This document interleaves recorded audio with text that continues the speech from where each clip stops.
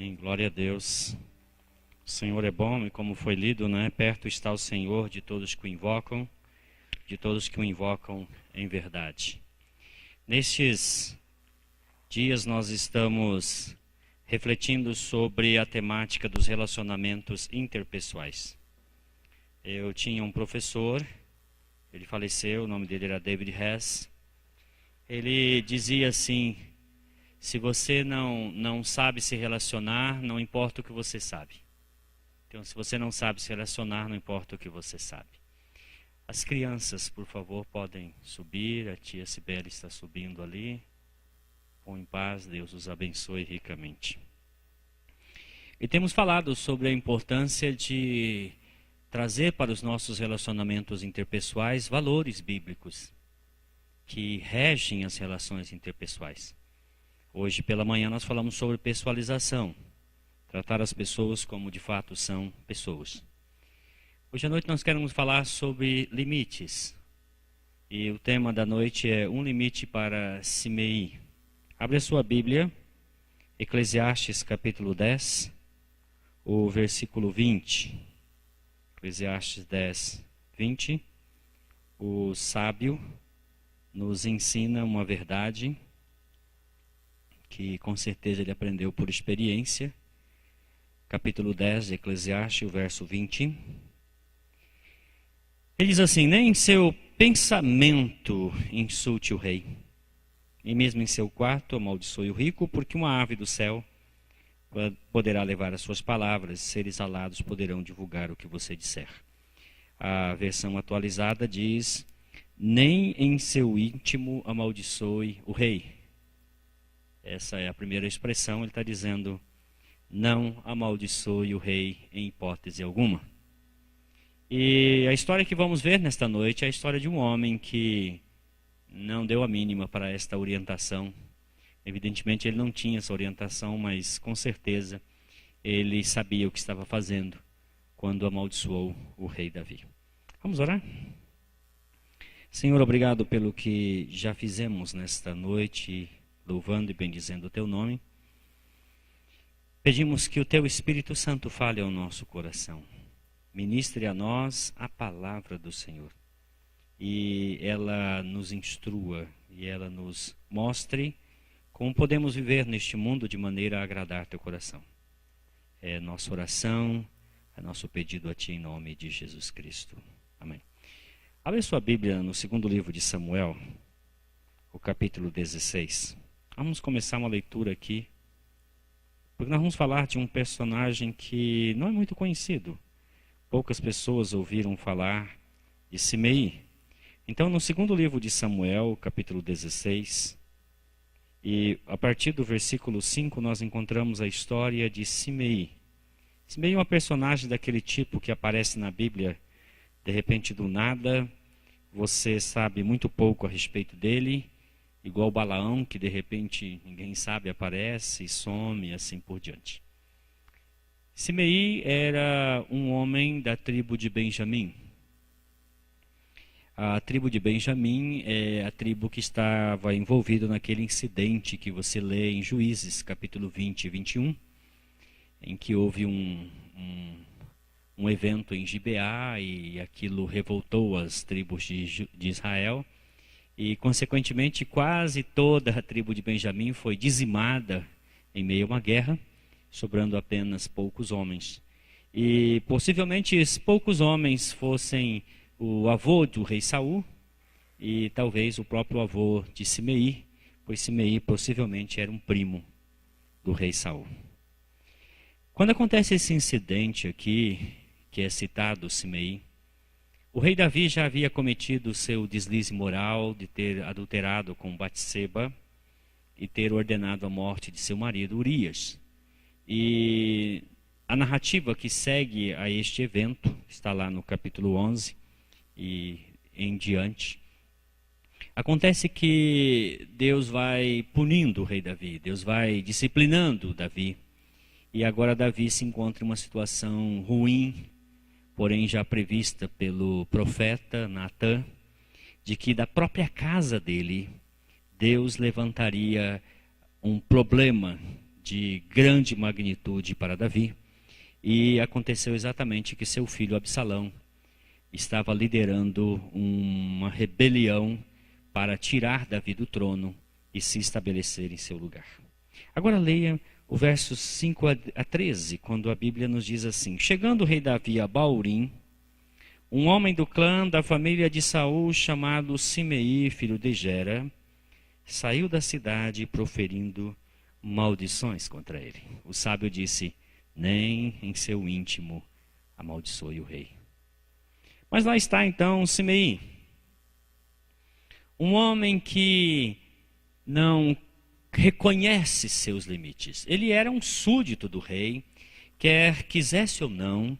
Deus havia colocado Davi como rei de Israel, Deus o havia selecionado, ungido, e agora um súdito da família de Saul aproveita a oportunidade e fragilidade do rei e sai ao seu encontro e o amaldiçoa. E sai pelo caminho amaldiçoando, e o verso 6 diz: e ele atirava pedras em Davi e em todos os conselheiros do rei, embora todo o exército e a guarda de elite estivessem à direita e à esquerda de Davi. Em outras palavras, este homem está cutucando a onça com vara curta, este homem está cutucando a colmeia de abelha e não está imaginando o problema que ele vai ter se continuar nesta prática. E continua o texto dizendo que enquanto amaldiçoava, Simei dizia: saia daqui, assassino, bandido. O Senhor retribuiu a você todo o sangue derramado na família de Saul, em cujo lugar você reinou. Isto é uma calúnia. Davi não derramou uma só gota de sangue da casa de Saul. Na verdade, ele está se referindo a Joabe. Joabe, o primo de Davi, sim, matou alguns dos defensores da casa de Saul, mas Davi mesmo não derramou nenhum sangue deles. Então este homem está levantando uma calúnia muito grave contra o rei Davi, e ainda usando o nome de Deus. O Senhor entregou o reino nas mãos de seu filho Absalão. Você está arruinado porque é um assassino. Acusações e mais acusações, amaldiçoando o rei, jogando pedra no rei, desafiando com suas palavras.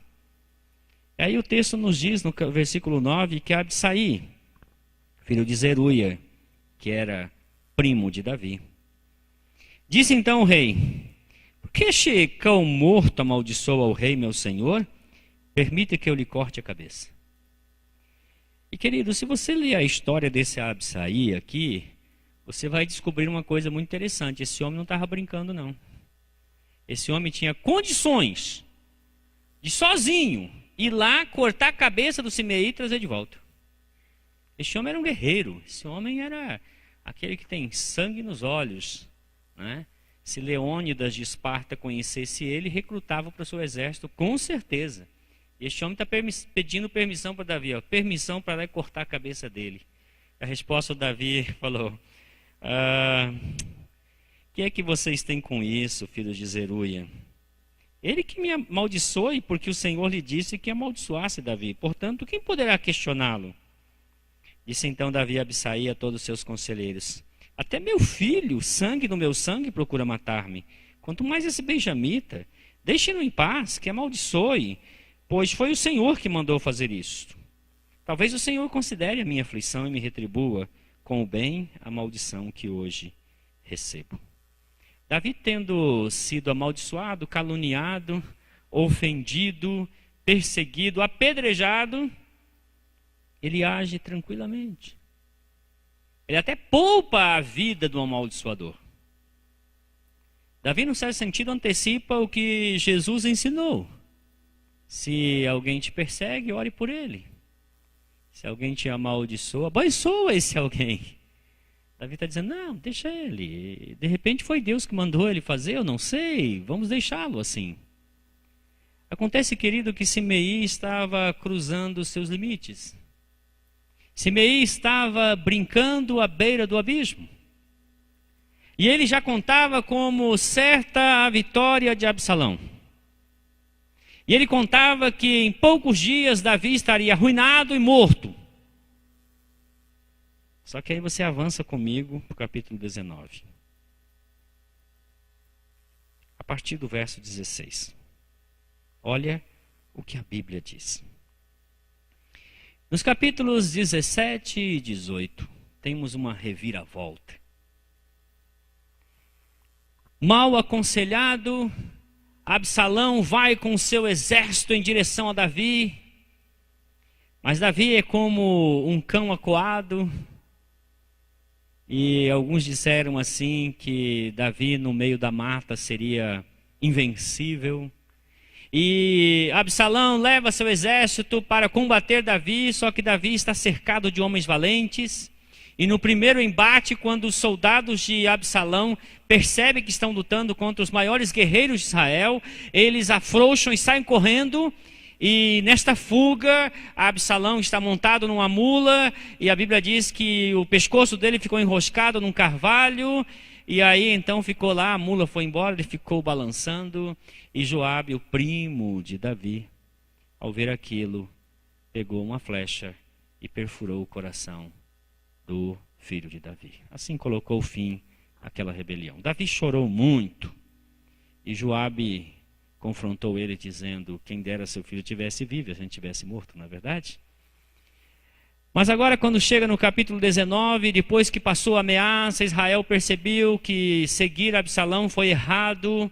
Então Davi retorna. No capítulo 19, a partir do verso 16, nós temos o seguinte relato.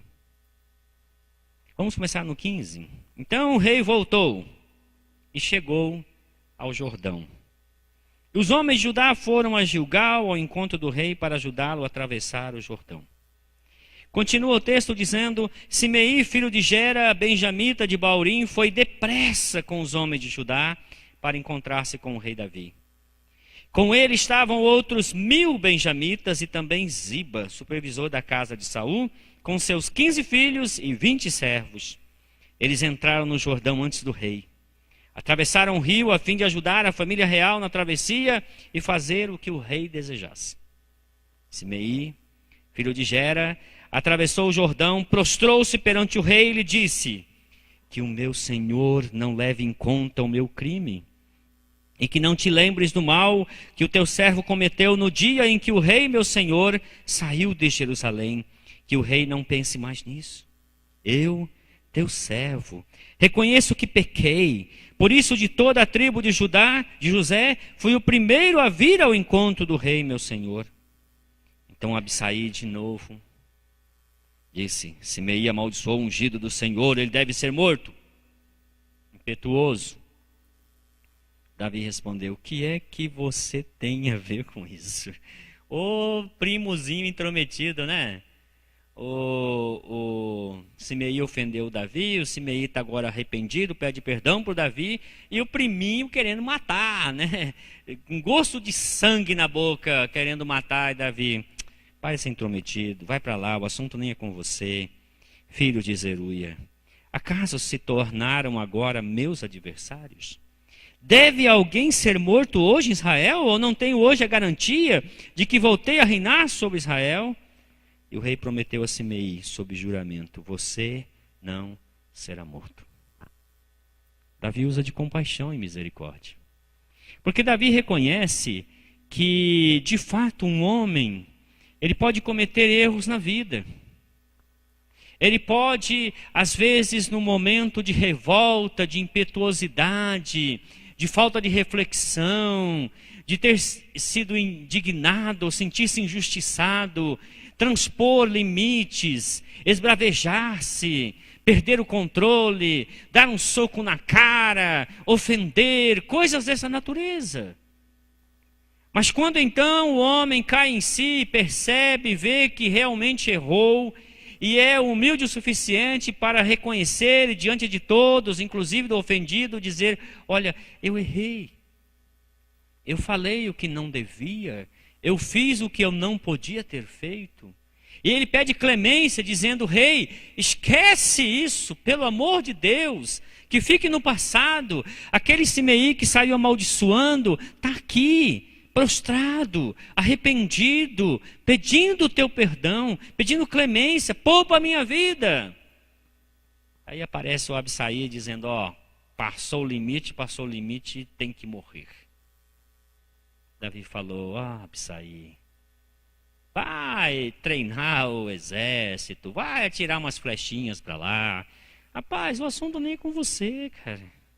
O assunto é comigo. Ele ofendeu a mim, ele xingou a mim, ele caluniou a mim, não a você. Dá para você ficar no seu lugar. E aí Davi olha para o Simei e diz, Simei, eu não vou matar você. Você não vai morrer. Não pelas minhas mãos. Esteja certo disso. Fez aquele juramento. E a Bíblia continua o relato. Se você continuar a leitura de 2 Samuel, você vai descobrir que o reino avançou e que Davi um dia estava bastante idoso. E quando começa o relato de 1 Reis, vai comigo lá para 1 Reis capítulo 2. Davi está em seu final de reinado. Alguns acreditam que Davi está com mais de 70 anos nessa ocasião. Davi começou a reinar com 30 anos e reinou por 40 anos. Então Davi tem 70 anos ou mais. E no capítulo 2 de 1 Reis, nós encontramos Davi chamando Salomão para dar-lhes algumas instruções. O versículo 1 do capítulo 2 de 1 Reis diz, quando se aproximava o dia da sua morte, Davi deu instruções a seu filho Salomão. E ele deu basicamente 4 instruções para Salomão. Nós falamos essas instruções no encontro de homens. E essas 4 instruções têm a ver com 4 pessoas. A primeira é Deus. Davi, obedeça a Deus. Salomão, obedeça a Deus. Salomão, executa o Joabe. O Joabe é um entrave no seu reino. Ele é um homem justo, ele é um homem que derramou sangue inocente. Não deixa ele morrer em paz. Executa ele. Basicamente é isso que Davi está dizendo para Salomão. A outra instrução tem a ver com Barzilai. Barzilai foi um homem bom, um homem generoso, um homem que proveu a Davi as suas necessidades quando Davi estava fugindo. Ele diz, faça o bem a Barzilai. A outra instrução foi em relação a Simei. Versículo 8 do capítulo 2 de 1 Reis. Olhe bem o que Davi está dizendo. Saiba que também está com você Simei, filho de Gera, o benjamita de Baurim. Ele lançou terríveis maldições contra mim no dia em que fui a Manaim. Mas depois desceu ao meu encontro no Jordão e eu lhe prometi, jurando pelo Senhor, que não mataria a espada. Mas agora, não considere inocente. Você é um homem sábio e saberá o que fazer com ele, apesar de ele ser idoso, faça-o descer ensanguentado à sepultura. Talvez você lendo esse texto e fale, nossa, isso aqui é um negócio meio complicado, né? Mas tem que entender, nós estamos falando de mais de 1000 anos antes de Jesus, e nós estamos falando de alguém muito poderoso, pois esse Simei era um homem que conseguia juntar 1000 homens apenas com uma convocação. Então, um homem que consegue reunir 1000 homens é um homem a ser temido. É um homem que você tem que ter um cuidado especial com ele. E Davi está dizendo para Salomão, Salomão, você sabe que se você deixar ele em paz, se ele continuar, você vai ter problema no seu reino. Então, faça alguma coisa em relação a ele. Muito bem. No mesmo capítulo, você vai lá no versículo 36. O Salomão começou a colocar os conselhos de Davi em execução. Foi rápido, não demorou muito. Joabe foi executado. E agora chegou a hora de tratar de Simei.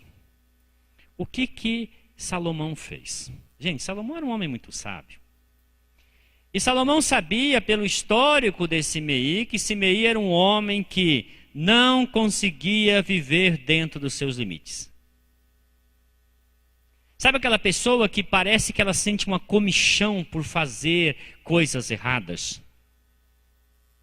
Aquela pessoa que se você chegar e falar assim, ó, aqui está um balaio, neste balaio tem algo perigoso, E você pode ficar aqui neste lugar, você pode mexer em qualquer coisa aqui, só não tira a tampa do balaio.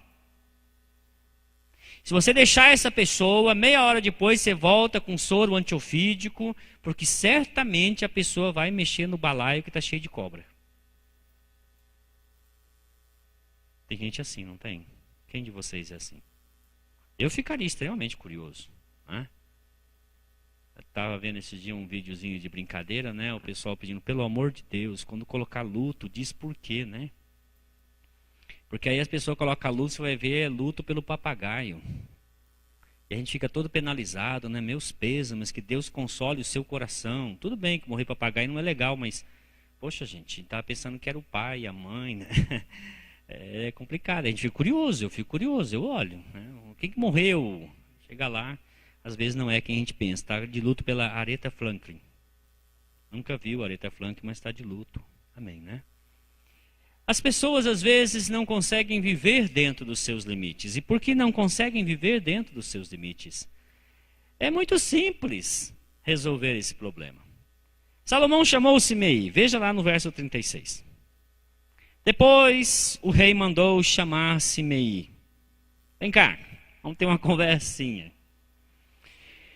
Ele ordenou: construa para você uma casa em Jerusalém. Você morará nela e não poderá ir para nenhum outro lugar. Salomão falou, vou resolver esse problema bem, da melhor maneira possível. Mora em Jerusalém. Fica aqui.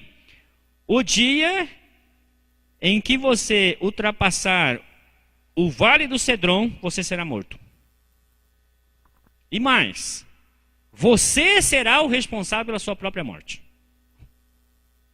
Salomão é muito inteligente, né?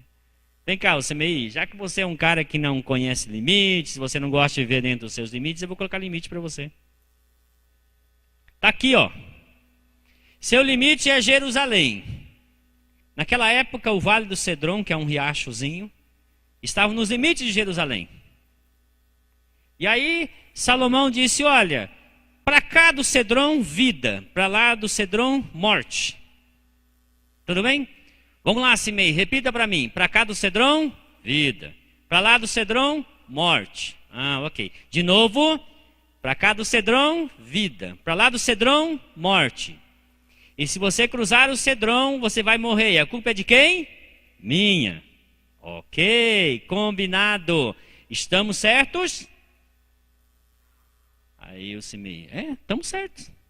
Ótimo. Veja o que ele diz. Simei respondeu ao rei, a ordem do rei é boa, o teu servo te obedecerá. Como é interessante, né, isso?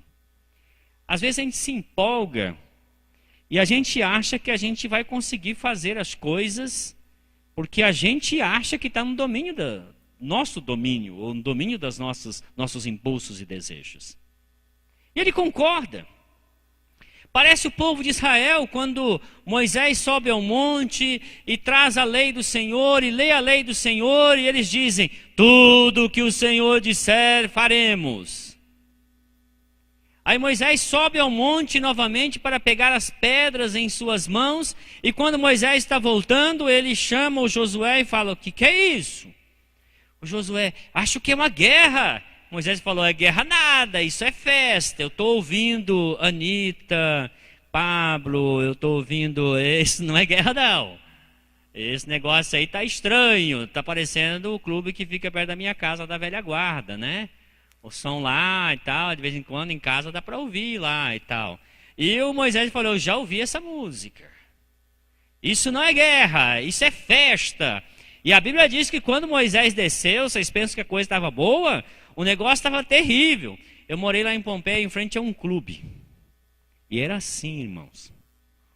Começava o casamento, era os anos 70, os anos 60. Aí aquelas musiquinhas dançantes, né? E aí vai, lá pelas 11, o tuts-tuts, assim, né? Década de 80, a música e tal. Aí quando chegava lá pelas 2 da manhã, gente, era um funk feroz. Um negócio terrível. Falei, gente, por que não inverte? Começa logo nessas bagaceiras e depois fica um pouco melhorzinho, né? Mas é desse jeito. E Moisés, quando chegou, falou: o negócio está feio aqui, gente, porque a Bíblia diz que eles estavam pelados. Dá uma lida na sua Bíblia. A Bíblia diz que eles estavam nus e estavam numa dissolução sem fim.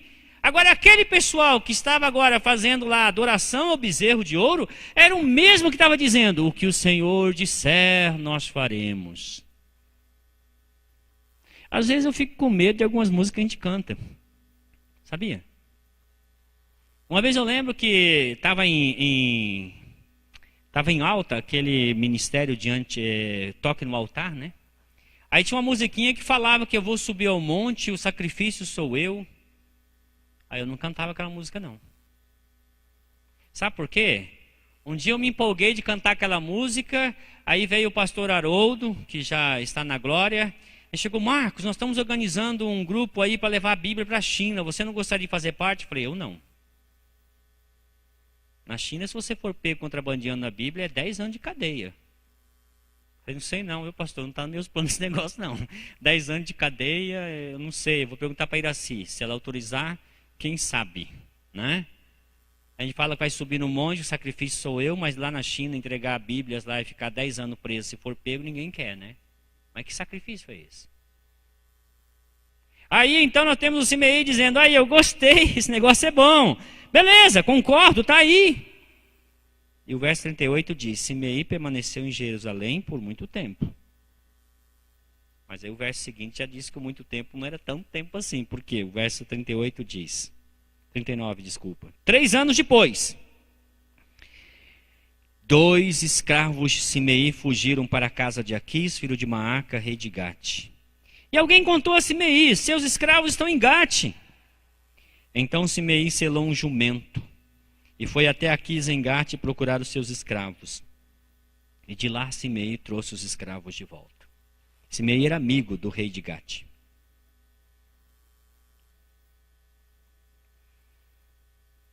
Não levou 3 anos, Simei esqueceu que ele estava em prisão domiciliar. Esquecimento básico, né? Mas é interessante como a vida conspira, né? O que esses escravos tinham que fugir, né? Certamente ele deve ter sido muito rude com esses escravos. Os escravos fogem. E ele bem poderia talvez mandar alguém, não sei, buscar o escravo, mas ele falou: não, eu vou pessoalmente. Porque comigo é assim: escravo meu que foge, eu vou lá pessoalmente e volto batendo nele. E aí ele traz os escravos. Só que o sábio disse: nem no teu íntimo amaldiçoe o rei, porque pode ser que apareça um papagaio que vai voar da sua casa até a casa do rei e vai dizer: Simei, foi a Gate. Aí o Salomão: ah, é? Que notícia! Melhor notícia da manhã. Simei me desobedeceu. Oh. Continua o texto. Quando Salomão soube que Simei tinha ido a Gate e voltado a Jerusalém, mandou chamá-lo. Você imagina, você está muito na boa lá na sua casa, todo mundo lhe servindo, porque você é um homem poderoso, um homem rico. De repente, 2 soldados estão à porta da sua casa e você é comunicado: Simei, tem 2 soldados do rei aí na porta. Aí Simei: ai.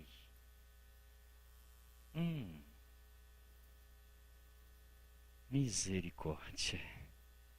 É interessante, né? Quando a gente cruza os limites, chega um momento em que a gente: puxa, não devia ter feito isso. Eu não devia ter ofendido quem eu ofendi. Eu não devia ter sido grosso. Eu não devia ter publicado no Facebook aquela ofensa.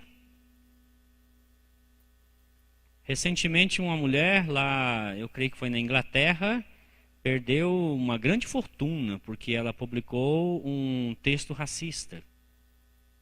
Ela tinha um contrato com uma televisão e o contrato foi cancelado. Ficou cara essa ofensa, né? ela cruzou um limite. E às vezes quando a gente cruza os limites, depois fica caro, né? Eu me lembro um dia que eu estava em Campo Grande, e eu estava dirigindo num setor onde eu não conhecia, que era um setor novo da cidade. E aí então eu falei, olha, eu preciso de ajuda aqui, não tínhamos GPS e tal. Aí a minha cunhada toda empolgada, deixa que eu vou com você, eu te guio. Gente, cunhada, meu Deus. Aí lá fui eu, né? E a bonitona falou, agora vira para a direita. A hora que eu virei para a direita, eu dei de cara com um sinal fechado. Só que eu já estava no meio. Só viu? Eu pensei, meu pai, será que ela toparia dividir essa multa comigo? Tomei 5 pontos na carteira, R$190 de multa. Eu cruzei um limite. Eu, desavisado, passei no sinal vermelho, justamente aquele que tem foto, né? Ficou bonita a foto. Eu achei, ficou boa. Né? Não dava muito para ver a minha cunhada, mas eu acho que ela deve falar assim, Falei, digo eu, né? Cruzei um limite, vou pagar caro por isso. Aí o Simei diz, né? Salomão mandou chamá-lo, verso 42, e perguntou a ele, eu não fiz você jurar pelo Senhor e não advertir no dia em que for para qualquer outro lugar, esteja certo de que você morrerá? Irmãos, a palavra de Deus é muito clara. A lei diz, faz estas coisas e você viverá. Em outras palavras, está dizendo, deixe de fazer e você morrerá. Deuteronômio 28 diz, se atentamente ouvirdes a minha voz e cumprirdes todos os meus mandamentos e decretos, você vai ter uma vida maravilhosa. Agora, se você não me ouvir, se você não prestar atenção aos meus decretos, você vai ser amaldiçoado ao entrar, amaldiçoado ao sair, amaldiçoado ao fazer isso, aquilo outro, e você vai viver uma vida miserável. Assim é em relação aos relacionamentos interpessoais também. Você quer ter paz na sua casa? Estabeleça limites para você mesmo. Estabeleça limites para as pessoas com quem você se relaciona também. Eu tenho um amigo bastante engajado politicamente, ele tem lá um espaço dele e tal.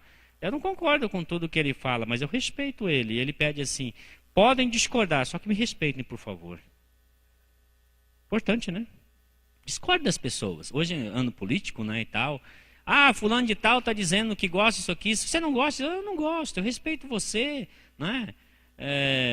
Tem uns que gostam de jiló, outros não gostam de jiló, uns gostam de chuchu, outros não gostam de chuchu, né? Tem quem gosta de carne, tem quem não gosta de carne, e é bem, né? Vamos conviver nesse sentido. Cada um estabelecendo seus limites, viveremos com certeza muito bem. Aí então, Salomão perguntou para ele, e aí? Você me respondeu, esta ordem é boa, obedecerei. A gente combinou, a gente fez um trato, a gente até apertou a mão, lembra? Você apertou minha mão, falou, gostei, você é um rei muito inteligente, muito bom, aham. E agora? O que você me diz? Não há nada a dizer, irmão. A sentença já foi dada, a cabeça vai rolar. Olha o que continua o texto. Por que não manteve o juramento ao Senhor e não obedeceu a ordem que eu lhe dei? Tudo começou, irmãos, com aquela ideia infeliz de amaldiçoar o Davi. Se ele tivesse ficado na casa dele, ao invés de sair jogando pedra, fazendo o que fez, poderia ter morrido em paz. Mas olha o que acontece. Salomão completa no versículo 44. No seu coração você sabe quando você prejudicou meu pai Davi. Você sabe que o que vai acontecer com você agora é tudo culpa sua. Agora o Senhor fez recair sua maldade sobre a sua cabeça, mas o rei Salomão será abençoado e o trono de Davi será estabelecido perante o Senhor para sempre. Então o rei ordenou a Benaia, e este o atacou e o matou. Fim da história. Uma história triste, lamentável. mas que nos ensina hoje princípios importantíssimos. Se nós queremos ter uma vida boa, nós precisamos primeiramente buscar conhecer os nossos limites. E os nossos limites estão na palavra de Deus. Se você viver dentro dos seus limites, esteja certo, você terá uma vida abençoada. Os limites de Deus para nós são os seus mandamentos. Se eu atentar para os mandamentos de Deus, eu terei um bom relacionamento com Deus, eu terei um bom relacionamento com a minha esposa, eu terei um bom relacionamento com os meus filhos, eu terei bom relacionamento com os meus vizinhos, eu terei bom relacionamento com os meus liderados, eu terei bom relacionamento com os meus líderes. Eu terei um bom relacionamento com as pessoas na rua. Eu terei um bom relacionamento com as pessoas com quem eu comercializo, como atendente do posto ali, quando eu paro o carro, peço para ele abastecer, respeitando, reconhecendo que é uma pessoa importante, tratando-o bem, sabendo que o meu limite é este, que eu devo respeitá-lo. Se ele é branco, se ele é negro, se ele é japonês, não importa, ele está ali para fazer o trabalho dele, cumpre a mim respeitá-lo. Cumpre a mim ser gentil com ele. Se estou no trânsito. Esses dias, lamentavelmente, eu estava tentando desviar ali e tal, passou um motoqueiro nervosinho, chutou o retrovisor, ainda bem que ele errou, né, e tal, eu teria prejuízo. Mas aí eu pensei, Senhor, abençoa esse rapaz, ele deve estar atrasado. Certamente alguma coisa aconteceu, ajuda ele para chegar em tempo. Vontade eu tinha de atropelar ele, mas, né? É o meu limite é que Deus te abençoe, querido. Vai em paz, ainda bem que você errou, você é ruim de pontaria, né? Tem que caprichar mais. Eu já pedi retrovisor em São Paulo. Quem nunca perdeu, né? Mas tudo bem. O que seria sair do limite? Sair correndo atrás dele, feito um doido. Seu miserável, chutou meu retrovisor, vai pagar. Aí quando eu chego lá na frente, tem 10 motoqueiros me esperando. Já passou um WhatsApp, né? O pessoal já se juntou e aí vira confusão. Daqui uns dias, velório do pastor da igreja evangélica de Valinhos. O cara mal chegou, né? Já se foi. Viver dentro dos limites é importante. Não é verdade? Assegura-nos uma vida boa. Então, nos seus relacionamentos, eu te incentivo, primeiramente, conheça seus limites. Respeite as pessoas. Discorde delas, mas respeite-as. Ame as pessoas como elas são, pessoas. Não use as pessoas. Faça o melhor para elas. Se você conhece os seus limites, mais facilmente você viverá dentro deles. E aceite a seguinte verdade. A sua vida depende disto. Curve sua fronte. Fale com Deus agora. Você tem vivido dentro dos seus limites? Você conhece os seus limites? Se você não conhece o seu limite, eu quero dizer para você, na Bíblia estão os seus limites. Descubra-os.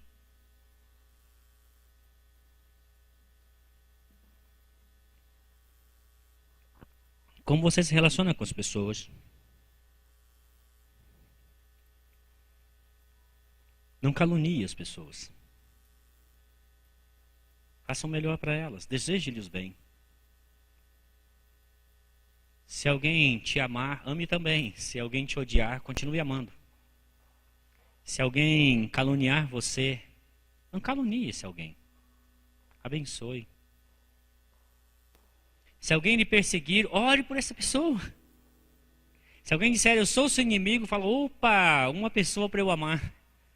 Que maravilha conseguir alguém que eu devo amar de uma maneira totalmente diferente. Vou orar por você. Que Deus te abençoe, que Deus te prospere. Quando nós reconhecemos nossos limites e vivemos dentro deles, Deus nos abençoa.